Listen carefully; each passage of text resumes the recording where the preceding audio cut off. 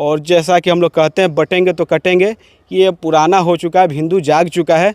अब जो बांटने की बात करेगा वो कटेगा।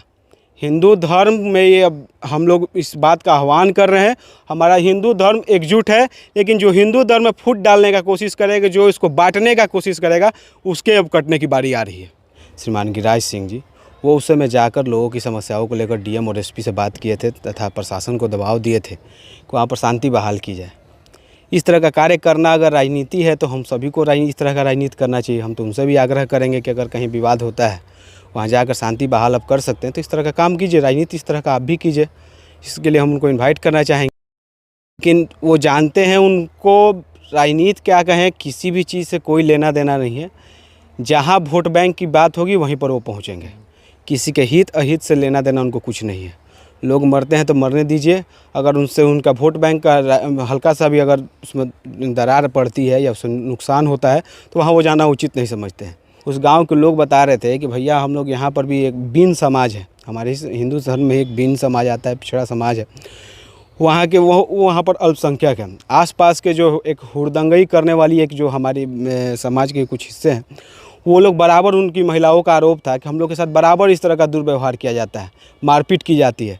चूँकि विधायक जी उस मुद्दे पर बोलना नहीं चाहेंगे क्योंकि उससे उनका वोट बैंक घिसकेगा, इसलिए बहुत से ऐसे मुद्दे हैं समाज में, इस क्षेत्र में, जहाँ पर विधायक जी जानबूझकर पढ़ना नहीं चाहते क्योंकि उससे उनका वोट बैंक खिसकता है। लेकिन हमारे लिए लोगों का हित जब जब लोगों को ज़रूरत लगेगी, irrespective of the caste politics and vote politics, हम लोग वहाँ उपस्थित रहेंगे। जात का जहर समाज में घोलना चाहते हैं ताकि जात पात आपस में लड़ते रहे और इन लोग की राजनीतिक रोटी चलती रहे।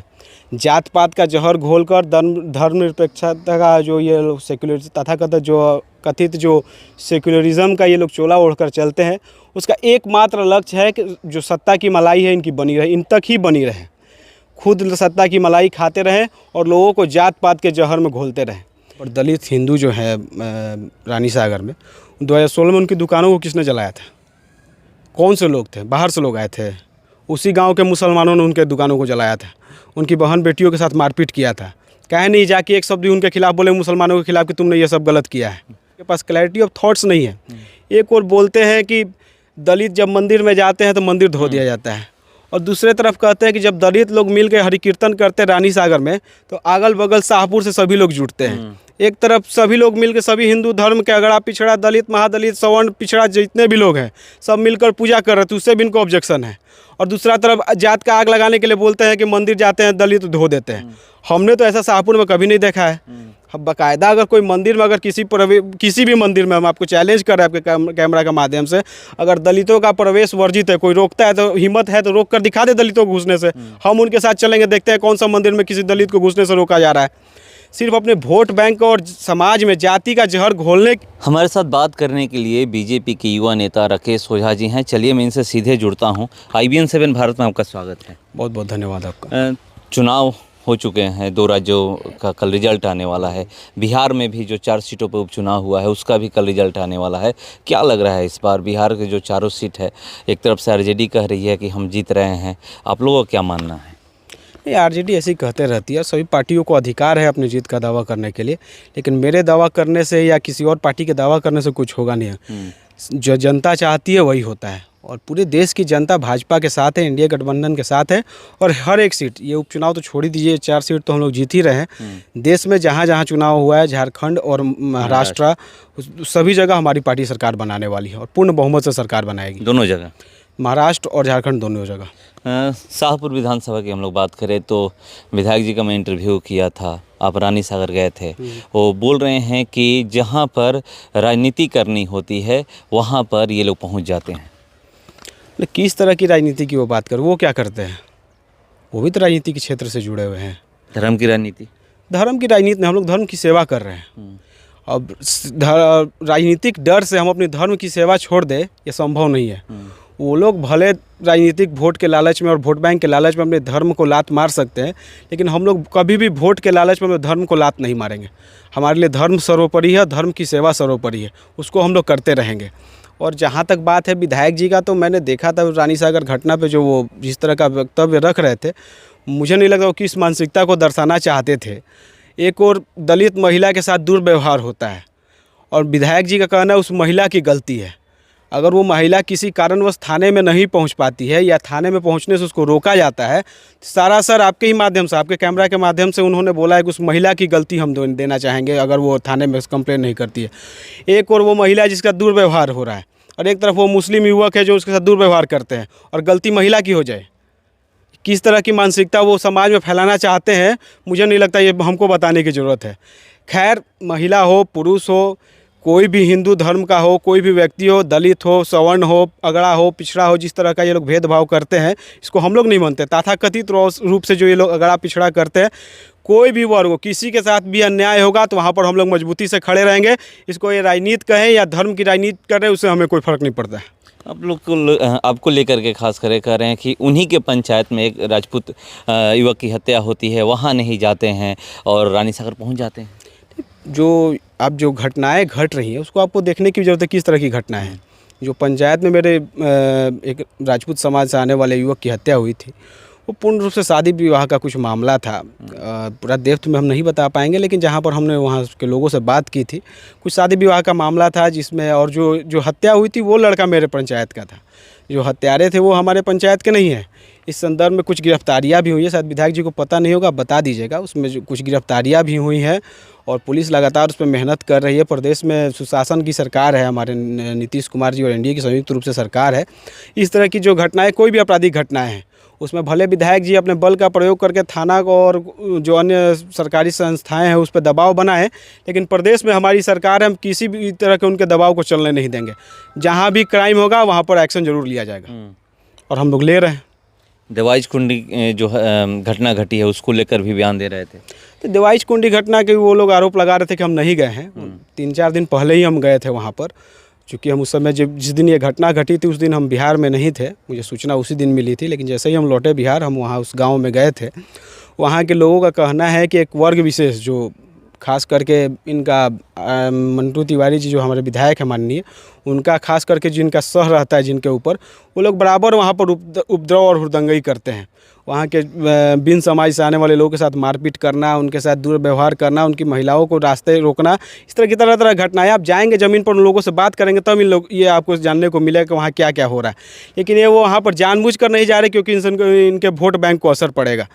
खैर ठीक है, हम लोग वोट बैंक के चक्कर में नहीं रहते हैं। जहाँ लोगों की ज़रूरत रहेगी वहाँ पर हम लोग खड़े रहेंगे। अब ये कह रहे हैं, मगर वो तो कह रहे हैं जहाँ राजनीति करनी होती है वहाँ ये लोग पहुँचते हैं। जैसे वहाँ पर आप देख लीजिए 2016 की घटना का जिक्र हुआ है, वहीं पर कि किस तरह से वहाँ पे जो अभी मुखिया की बातें आई कि वो किसी घर पे हमला नहीं होने दिए, हथियार लेकर बैठे हुए थे, कोई भी आ रहा था। तो हम उनसे पूछना चाहेंगे, जो वहाँ पर दलित हिंदू जो है रानी सागर में, 2016 में उनकी दुकानों को किसने जलाया था? कौन से लोग थे? बाहर से लोग आए थे। उसी गांव के मुसलमानों ने उनके दुकानों को जलाया था, उनकी बहन बेटियों के साथ मारपीट किया था। कहे नहीं जाके एक शब्द भी उनके खिलाफ बोले, मुसलमानों के खिलाफ, कि तुमने ये सब गलत किया है। अब धर्मनिरपेक्ष है, धर्मनिरपेक्षता का मतलब है कि मुसलमान जो करे उसको हम चुपचाप सहते रहें। हम लात मारते हैं ऐसी धर्मनिरपेक्षता को, जो एक धर्म को दूसरे धर्म के ऊपर अत्याचार करने का अधिकार देता हो। धर्मनिरपेक्षता का मतलब है कि अगर हम सच में धर्मनिरपेक्ष हैं तो दोनों धर्मों का हम सम्मान करें, दोनों धर्म में जो ऊंच नीच है उसको हम सामने पटल पर रखें, उसको समझाने का प्रयास करें। ये ना कि हम धर्मनिरपेक्ष हैं तो मुसलमान हमारे दलितों को पीटते रहें और धर्मनिरपेक्षता का चोला ओढ़ के हम चुपचाप बैठे रहें। वो कह रहे हैं कि जब से हम विधायक बने हैं तब से शाहपुर विधानसभा में ये नहीं हो रहा है, दलितों के साथ अत्याचार नहीं हो रहा है। तो अब जो आप चलिए हमारे सतरानी सागर, जो वहाँ लोग पिटाए हैं वो कौन है? मुसलमान हैं। मुसलमाने न मारे हैं वहाँ पर हिंदू दलित को। ये पहली बार नहीं हुआ है, अभी तो पीटे ही हैं। जो दुकान तोड़े हैं लड़के का, उसका इलाज चल रहा सदर अस्पताल में।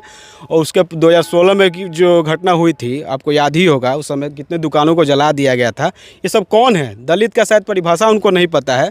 और विधायक जी की मानसिकता पर हम क्या, जिस तरह का वो विचार रखते हैं, मैं उससे बिल्कुल भी इत्तेफाक नहीं रखता हूँ। और ये कन्फ्यूज्ड हैं थोड़ा, इनको जो इनके स्टेटमेंट रहता है उससे हमको इनकी बातों में कन्फ्यूजन झलकता है। इनके पास क्लैरिटी ऑफ थॉट्स नहीं है। एक और बोलते हैं कि दलित जब मंदिर में जाते हैं तो मंदिर धो दिया जाता है, और दूसरे तरफ कहते हैं कि जब दलित लोग मिल के हरि कीर्तन करते हैं रानी सागर में तो अगल बगल शाहपुर से सभी लोग जुटते हैं। एक तरफ सभी लोग मिलकर सभी हिंदू धर्म के अगड़ा पिछड़ा दलित महादलित सवर्ण पिछड़ा जितने भी लोग हैं सब मिलकर पूजा कर रहे थे, उससे भी इनको ऑब्जेक्शन है। और दूसरा तरफ जात का आग लगाने के लिए बोलते हैं कि मंदिर जाते हैं दलित धो देते हैं। हमने तो ऐसा शाहपुर में कभी नहीं देखा है। अब बाकायदा अगर कोई मंदिर में अगर किसी भी मंदिर में हम आपको चैलेंज कर रहे हैं आपके कैमरा के माध्यम से, अगर दलितों का प्रवेश वर्जित है, कोई रोकता है तो हिम्मत है तो रोक कर दिखा दे दलितों को घुसने से, हम उनके साथ चलेंगे, देखते हैं कौन सा मंदिर में किसी दलित को घुसने से रोका जा रहा है। सिर्फ अपने वोट बैंक और समाज में जाति का जहर घोलने के लिए ये लोग जात पात की बात करते हैं, ताकि जो मूल मुद्दा है वहाँ पर मुद्दा जात पात का नहीं है। रानी सागर में वहाँ पर कोई भी हिंदू हो, वहाँ पर इतने ज़्यादा संख्या में मुसलमान हैं कि हिंदुओं के साथ बराबर वहाँ पर अन्याय और अत्याचार करते रहते हैं। ये क्या चाहते हैं कि इनकी तरह हम भी वोट बैंक के लालच में पड़ के वहाँ पर ना जाएं। किसी भी हिंदू के साथ कहीं पे भी अन्याय होगा, मेरा वोट बैंक खिसके चाह रहा है उसका हम परवाह नहीं करेंगे, लेकिन हम वहाँ मजबूती के साथ खड़े रहेंगे। गिरिराज सिंह को लेकर भी वो बयान दिए हैं कि 16 में आए थे गिरिराज सिंह, फिर एक उनका वीडियो जारी हुआ है, कह रहे हैं कि हम फिर वहाँ पहुँचेंगे जैसे समय मिलता है। वो कह रहे हैं कि गिरिराज सिंह तो वही राजनीति करते हैं, बांटने की राजनीति करते हैं, हिंदू मुस्लिम की राजनीति करते हैं, धर्म की राजनीति करते हैं। उनके लिए वो भले गिरिराज सिंह उनके नज़र में जो होंगे वो होंगे, हमारे पार्टी के सम्मानित नेता, हम इनके विचारों को पुरजोर समर्थन करते हैं। हम ही नहीं, पूरे देश के जितने भी हिंदू हैं गिरिराज सिंह को अपना नेता मानते हैं। इतना ही नहीं, गिरिराज सिंह भी हमारे नेता है, चिराग पासवान भी हमारे नेता है, हमारे पार्टी के नेता सम्राट चौधरी भी है, जनक राम भी है। ये दर्शाता है कि हम लोग जात पात से ऊपर उठ के समाज में लगे। जैसा कि आप जानते हैं हमारी पार्टी के सम्मानित नेता हैं गिरिराज सिंह जी। गिरिराज सिंह जी शुरू से ही हिंदू धर्म की एकता की बात की है। कभी वो धर्म के नाम पर भेदभाव और करने वाली राजनीति में वो विश्वास नहीं रखते हैं। समाज में कभी भी वो जहर घोलने की बात नहीं करते, जैसा कि हमारे विधायक जी कह रहे थे। और कहीं भी हिंदू पर अगर अत्याचार हो और हिंदुओं के लिए बोलना अगर उनके लिए गुनाह है, तो ऐसा 100 गुनाह हम लोग करने को तैयार हैं। अब ये कह रहे हैं, और मगर देखा जा रहा है चुनाव 2025 में है, उसको लेकर के ये साफ तौर पे ये कहा जा रहा है कि मतलब जो यहाँ पर फिर से एक बार धर्म की राजनीति शाहपुर विधानसभा में करने का प्रयास किया जा रहा है। कोई राजनीति नहीं हो रही है। अगर किसी व्यक्ति के साथ, किसी दलित के साथ, किसी भी वर्ग के साथ अगर अन्याय होगा तो हम वहाँ खड़े रहेंगे, किसी भी कीमत पर खड़े रहेंगे। ये हम विधायक जी को स्पष्ट कर देना चाहते हैं। जो उनके तथाकथित जो समर्थक है, जिनके हथियारों के बल की वो प्रशंसा कर रहे हैं, हम लोग समय आने पर बताएंगे कि उनके हथियारों में कितना बल है, उसका जवाब भी देंगे, चिंता ना करें। और जहाँ तक बात है, जब जब लोगों की ज़रूरत होगी शाहपुर में, हम लोग बिना किसी चीज़ के संकोच किए बिना उनके साथ खड़े रहेंगे। तो देखिए, ये बता रहे हैं कि जब जब शाहपुर विधानसभा में लोगों को ज़रूरत होगी तब तब हम लोग खड़े रहेंगे। और जो 2 राज्यों में विधानसभा का चुनाव हुआ है उस पर भी कह रहे हैं कि हम लोग पूर्ण बहुमत से जीत हासिल करने जा रहे हैं। और बिहार में जो 4 सीटों पर उपचुनाव हुआ है, वहाँ बिहार के 4 सीटों पर एनडीए की जीत होने जा रही है। कल का इंतज़ार करते हैं। फिलहाल इस खबर में इतना ही। बने रहिए हमारे साथ। नमस्कार।